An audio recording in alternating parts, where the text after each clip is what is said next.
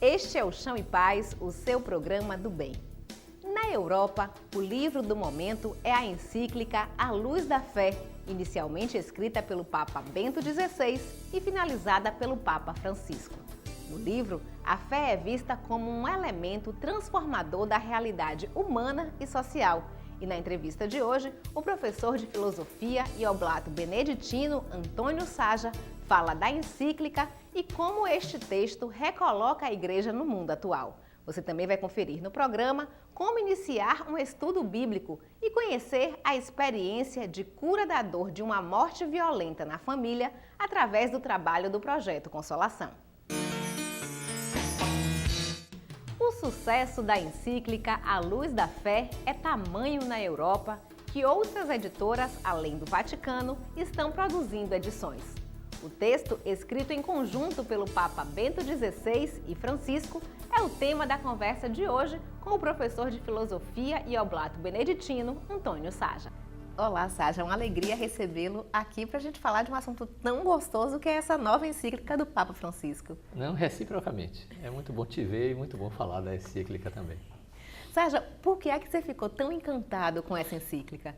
Eu tenho a impressão, Fernanda, que o grande momento que a Igreja passa na verdade, se constitui uma somatória de ações de Francisco que recoloca, na minha modesta opinião, a Igreja no século XXI. Eu tenho certeza absoluta que essa encíclica, na verdade, é como se fosse uma exposição de motivos, da presença dele. De fato, eu não conhecia Bergoglio assim, né?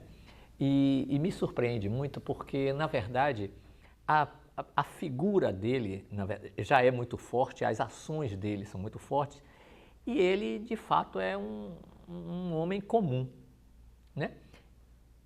Na verdade, eu não esperava de que, de fato, ele tivesse um acesso e um trânsito tão profundo teológico no que vi na encíclica. Então, a encíclica, em primeiro lugar, me surpreendeu pela profundidade teológica dele. Ele é um teólogo do século XXI. Ele é um teólogo contemporâneo. Esse carisma mesmo, né? Quando eu falo de carisma, me refiro aos dons do Espírito Santo, de trazer do fim do mundo, como ele mesmo se coloca, um homem para nos reavivar uma fé concreta. Então eu acho que o meu deslumbramento do texto de Francisco passa por ele ter colocado teologicamente, eu acho que a Igreja no século XXI. E ao fazer isso, ele foi tratar do tema primordial, que é a fé. Exatamente. Então, nessa encíclica, ele vem nos lembrar, nos animar a por que a gente crê. Porque, veja, com todo respeito pelas pessoas que acreditam nessas coisas, mas, por exemplo, nós não acreditamos em uma sereia, né? Nós não acreditamos, com todo respeito do mundo, em uma planta ou em um objeto, né? A gente crê em mais do que uma ideia. A gente crê em um homem, Jesus, e Jesus é Deus e Deus é Jesus. Ou seja, ele é um fato histórico, né? Os textos, né, do Antigo e do Novo Testamento atestam ser ele a figura central. E quando eu digo a figura central, não só na história humana, mas a história do universo, ou seja, ele planifica de fato toda a matéria, toda a natureza, toda a história, e por isso o testemunho apostólico, né? A sucessão apostólica garante que Bento disse a Francisco, porque ouviu de João Paulo II, que ouviu de João Paulo I, que já ouviu de Paulo VI, que ouviu de João XXIII, e Pedro, né? Então, de fato, nós temos fatos e testemunhos, e esse testemunho de uma fé concreta, e é por isso que não é um livro como um outro qualquer, né? É um livro que não se propõe, digamos assim, a ser histórico, mas ele é histórico na medida em que ele fala da história de um povo, sabe? Então, a nossa fé, eu acho que aí é que está a grande profundidade do trabalho. Então ele não trabalha a fé como uma coisa subjetiva, como uma coisa pessoal. É também pessoal, mas ele é sobretudo a história de um povo e fala, portanto, de toda uma sociedade e uma comunidade, daí a igreja, de pessoas que são seguidores e que entregam suas vidas para testemunhar que Cristo vive e é o Senhor. Cristo vive e é o Senhor significa que Ele ressuscitou, que está no meio de nós.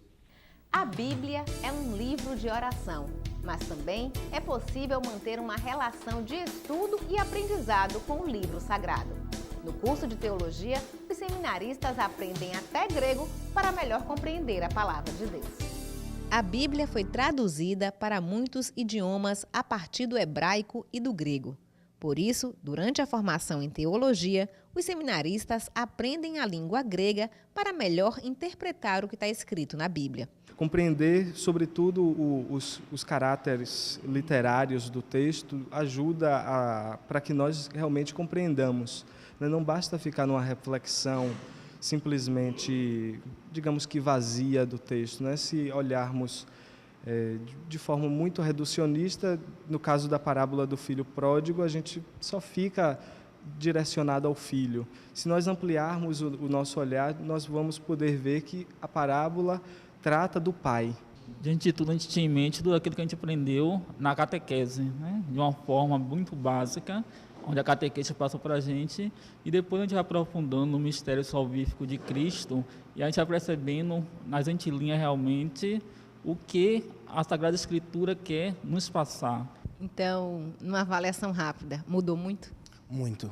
Muda porque é um texto que para nós falava não só para o coração, fala também agora para a nossa própria razão, né? Entender justamente o que o texto diz, né? Então, se a gente for pegar cada texto e analisar hoje historicamente, teologicamente, nós vamos fazer uma experiência mais profunda ainda desse Deus que se revela. Apresentações sobre os livros que compõem a Bíblia também integram a formação dos futuros padres. Esta aula, por exemplo, faz parte de uma disciplina dedicada exclusivamente ao estudo do Evangelho de São João. Então, São João, dentre tantas coisas, eles diferem um pouquinho dos outros evangelhos, especialmente porque é um texto posterior, né? Mesmo se São João também usa a base dos evangelhos, né? Ele, dentre os temas especiais, é para o tema da fé, a presença dos seus discípulos, e que não estão escritos neste livro. Estes ficam escritos para que creiais que Jesus é o Messias, o Filho de Deus, e para que crendo tenhais vida por meio dele. Já no prólogo ele faz a referência a isso, né? Veio para os que eram seus e os seus não o acolheram na fé, né? Então a igreja nos convoca, estamos chegando ao fim do ano da fé, mas com certeza esse ano da fé vai repercutir na vida da gente em todos os tempos. Para quem não faz o curso de teologia, uma opção são os estudos bíblicos. Mas antes de abrir a Bíblia, o Padre Tadeu dá algumas orientações. Então é sempre bom trabalhar com grupos nas paróquias, nas comunidades, e não perder de vista a leitura orante, a Lectio Divina, que é um método antiquíssimo, né, um método que foi sistematizado no ano de 1150, um trabalho feito por um monge cartucho de nome Guido. Ele colocou os 4 degraus dessa escada que leva o homem ao céu. Então, quais são esses degraus? A leitura, a meditação, a oração e a contemplação, né? E falar em contemplação, São João é o evangelista da contemplação. Sônia Jacó é paroquiana de São Francisco de Assis, na Boca do Rio. Tem longa história de relação com a fé católica e participou de muitos estudos da Sagrada Escritura antes de formar um grupo na comunidade que participa. E esse curso que eu fiz aqui foi muito bom, porque me deu subsídio e coragem também, né, para ser multiplicadora. E lá na paróquia nós temos um grupo, nas sextas-feiras, a gente chama um curso bíblico, onde a gente se reúne e partilha o conhecimento da palavra. O Chão e Paz faz uma pausa. O intervalo é rápido e a gente volta já.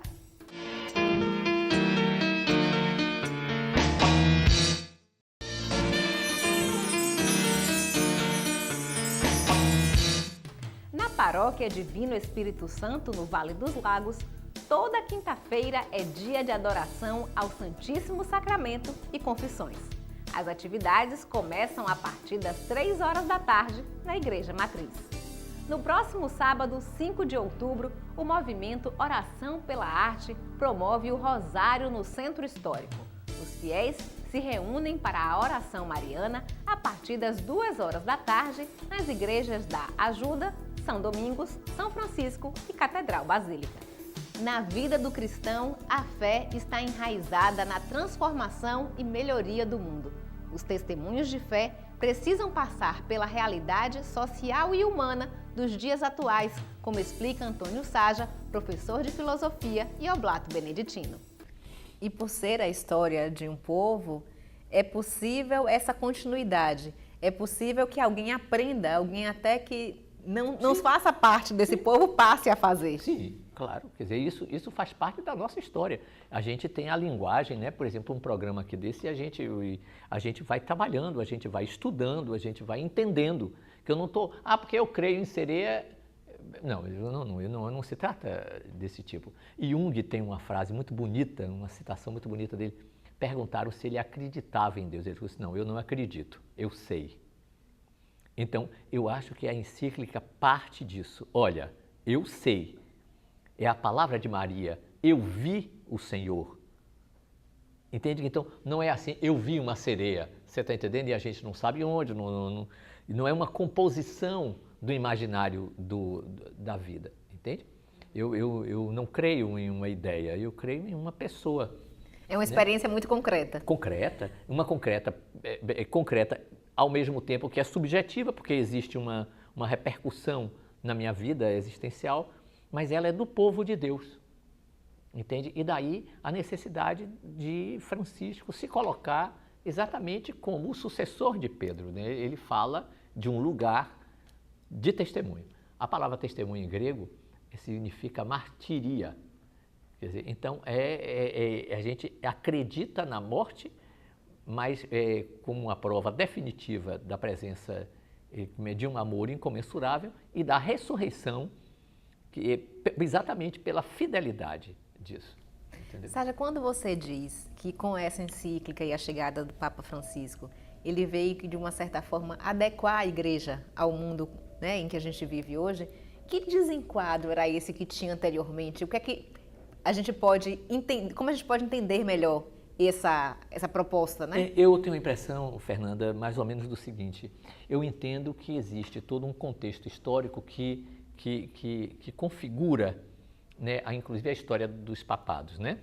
Mas eu creio também o seguinte, que eu entendo que o relativismo moral, político, existencial, né?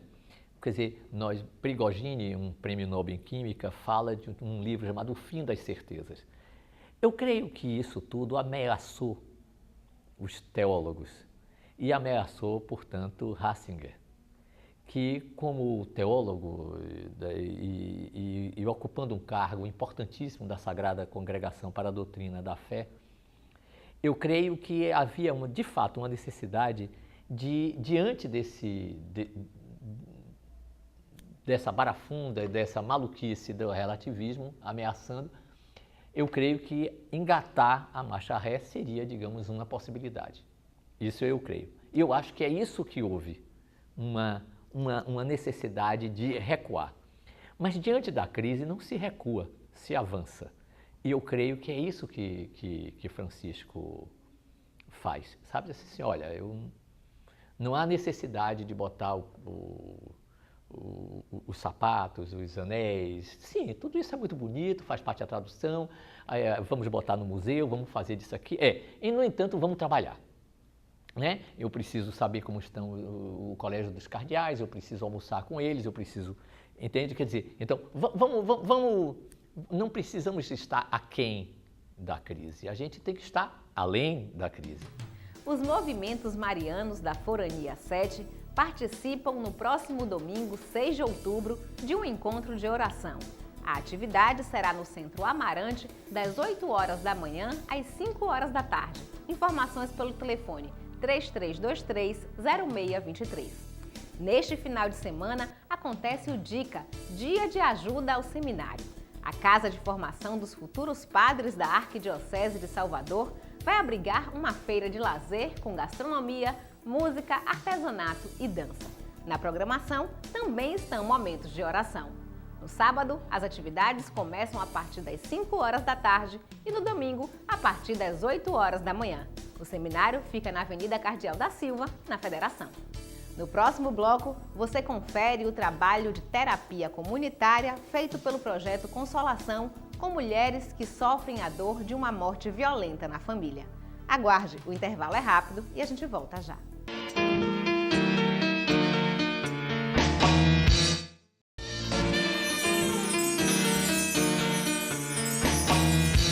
Os empresários dizem que um momento de crise é também uma oportunidade. Assim, se o mundo está em crise de princípios e valores, para o professor de filosofia Antônio Saja, cabe aos cristãos tomarem a dianteira e, através da fé, tema da encíclica do Papa Francisco, construir um mundo mais humano.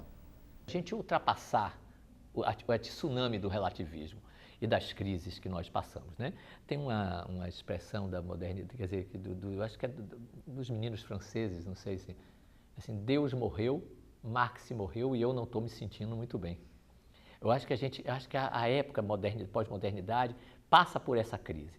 E eu acho que Francisco vem dizer assim, não, tudo bem, esse Deus morreu, esse Marx morreu e pode ser que a gente não esteja se sentindo muito bem, então vamos enfrentar a tsunami com a naturalidade que nós temos. E eu acho que aí é a encíclica. O que é que nós temos a dizer? O que é isso, a fé? Né? Então, vamos colocar a fé no século XXI. Vamos terminar com esse medo, entendeu? Sim, é como ele disse, assim, quem sou eu para julgar as outras religiões, os atos políticos e afetivos sexuais da família? Não, nós temos uma proposta e a gente vai contemporizar isso, sabe? Quer dizer, vamos acolher, vamos ver como é que fica. E tem uma coisa muito da ação, né? Sim. É essa fé que se converte na atitude, no cotidiano. Claro, os apóstolos não morreram gripados, entende? Jesus não morreu de câncer, não é? O sofrimento tem a ver com o seguimento. E as pessoas seguem e entregam as suas vidas porque não podem dizer o contrário disso. Por exemplo, eu não posso agora dizer que eu não estou diante de você. Você entendeu? Então, quer dizer, a ação é correspondente, entende? A uma vivência, a uma experiência concreta, entende? Ao dizer que queria ser crucificado de cabeça para baixo, porque não queria estar diante do trono de Jesus, isso daí é uma experiência. Entende? Eu volto a dizer, nós não acreditamos em um ídolo. Né? Na encíclica tem uma citação que Martin Buber fala de um rabino Koch, que diz assim, a idolatria é uma adoração de um rosto sem rosto. De um rosto a um rosto sem rosto. Então, nós não. No que eu sei, tem um rosto. E isso me leva a uma ação concreta de intervenção no mundo, né, numa prática cotidiana, né, revolucionária, portanto. Quando ele diz que os jovens devem ir para as ruas, que devem se mover, é isso mesmo, tem que ir para a rua, quer dizer, tem que entregar suas vidas, tem que ter um projeto. Então não é um barato, entende? De beatos. Você está entendendo? Não somos quietistas, entende? Somos homens de contemplação e somos homens de ação. Saja, eu passaria aqui o resto do dia conversando com você. Acho que a gente já deu um pouquinho para o nosso telespectador do que é a encíclica, essa encíclica do Papa Francisco, que na Europa já é best-seller, outras editoras, não só a do Vaticano, estão publicando, então que aqui também a gente possa desfrutar um pouco disso. Absolutamente fundamental, absolutamente fundamental. E para todas as pessoas, é um livro de acesso, mas de profundo pegada teológica. Obrigado. Obrigada também. O projeto Consolação trabalha com as famílias vítimas da violência no bairro do Nordeste de Amaralina, em Salvador. Através de partilhas, orações e até artesanato, mulheres marcadas pela dor de ter um parente assassinado recuperam o sentido da vida. E essas luzes vai hoje iluminar os nossos caminhos, né? Essa nossa trajetória de Projeto Consolação. Toda sexta-feira é dia de encontro do Projeto Consolação. O grupo tem em torno de 10 pessoas e juntas elas fazem terapia comunitária para vencer a morte violenta de filhos, netos e parentes. As razões que levaram à perda aqui não são tratadas. O foco está na cura das marcas impressas na alma destas famílias. Eu me sinto, perto dessas famílias, um instrumento de paz, né? Está levando essa palavra de incentivo, essa palavra de conforto. Não, sou pequeno diante do trabalho, porque o trabalho é muito grande, é vasto, mas para mim é como se eu estivesse passando também desse momento com essas mulheres. Porque assim, quando eu ouço elas falar dos seus sofrimentos, é como se estivesse dentro de mim, né? A rotina do grupo inclui sessões de cinema que são ponto de partida para as reflexões sobre a vida. O Projeto Consolação, ele é vida, né? Apesar de todos os acontecimentos da nossa vida, a gente sabe que a gente luta pela vida. Então a gente está escolhendo hoje uma cena de Quiricu, do filme Quiricu, onde retrata isso, o nascimento. Porque nossos filhos que se foram, eles jamais vão deixar de ser filhos. A lembrança dele é viva e é vida. E a gente acredita na vida. São nestas partilhas que experiências são trocadas e laços de amizade são formados. No momento mais difícil da minha vida, ele está sempre aqui comigo, eu estou sempre aqui. E esse projeto me deu assim um sustento de vida, vontade de viver, pensar nos meus netos, criar meus netos, né? Ajudar a criar os filhos que ele deixou. Ter companhia com minhas amigas. Foram lá em casa, fizeram visita, me convidaram para vir para aqui. E hoje, no dia da semana que eu não venho, eu fico mal. Porque é tudo. E elas bastar eu não aparecer, porque não, elas chegam lá em casa. O Everton Souza Ramos. Presente nesta caminhada. A oração também integra as atividades do grupo. Esta é uma das maneiras de responder ao trauma causado pela morte e fortalecer as famílias para continuarem a vida, que na maioria das vezes ocorre no mesmo bairro onde tudo aconteceu. Vim para aqui foi que eu me conformei.